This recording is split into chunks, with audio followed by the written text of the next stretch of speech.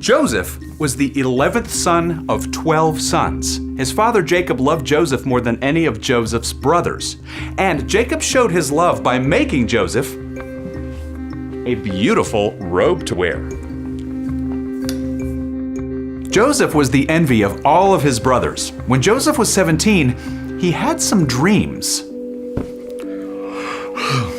In his dreams, he saw a future where his parents and brothers bowed down before him.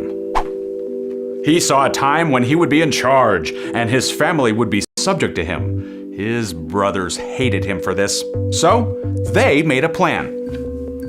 They would kill Joseph and say that a wild animal ate him up. But that's not what they did. Instead, the brothers grabbed Joseph and took his beautiful robe. They picked him up and threw him down an empty well, leaving him there to die. But in the darkness of that empty well, God was still with Joseph. His brothers did not let him die. They decided instead to sell him as a slave and let their father believe his favorite son had been eaten. Joseph was taken to Egypt, where he was sold to the captain of Pharaoh's palace guard, Potiphar. Joseph lived in Potiphar's house, and Potiphar could see firsthand that God was with Joseph. God gave Joseph success in everything he did. So Potiphar placed Joseph in charge of the entire household. But then Joseph ran into a bit of trouble with Potiphar's wife. She accused Joseph of something he didn't do. Potiphar believed her lie and had Joseph thrown in prison. But even locked in prison for a crime he didn't commit, God was with Joseph. In the prison, God caused Joseph to be successful in everything he did. So the man who ran the prison put Joseph in charge of all the prisoners. That's when Joseph met Pharaoh's baker and wine taster. Both of them had been thrown in prison when Pharaoh got angry with them. And one night, the baker and wine taster each had a dream. God gave Joseph the meaning of their dreams. The wine taster would be set free and get his old job back, and the baker would be put to death. Joseph asked the wine taster to remember him when his dream came true. But when the dreams came true, the wine taster got his job back, and the baker was put to death.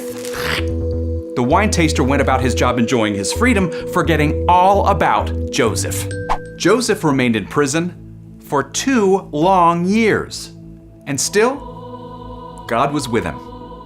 And then, Pharaoh had a dream. It was a strange dream about 7 fat cows that were eaten up by 7 ugly, skinny cows. Pharaoh wanted to know what the dream meant, but none of his officials could interpret his dream for him. That's when Pharaoh's wine taster finally remembered Joseph. So Pharaoh sent for Joseph, and with God's help, Joseph was able to tell Pharaoh what his dream meant. There would be 7 years of plenty of food in Egypt, followed by 7 years of famine. Pharaoh was so impressed with Joseph that he put Joseph in charge of the whole land of Egypt. For 7 years, Egypt had more than enough food. With Joseph in charge, the people stored up huge amounts of grain to save for later.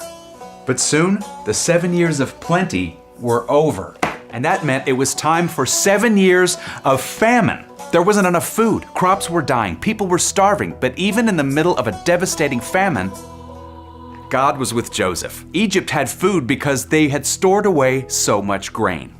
People from all over the countryside had to travel to Egypt to buy food. People like Joseph's brothers. Yep, the same brothers who had thrown Joseph in a well and sold him into slavery showed up to Egypt to buy food from Joseph. They didn't recognize Joseph and they bowed down to him, their faces to the ground. This was Joseph's chance. He could finally get back at his brothers for all the harm they'd done to him. Yeah, he had all the power. Joseph could make his brothers' lives miserable. But that's not what happened. Joseph told his brothers who he was. He embraced them. And he said to them, "Don't be afraid. You plan to harm me, but God planned it for good. Joseph invited his family to live with him in Egypt, including his father, who was overjoyed to learn Joseph was still alive. In every part of Joseph's story, God was with him. And in every part of your story, the good, the bad, the hills and valleys, the ups and downs, through everything, no matter what, God is with you.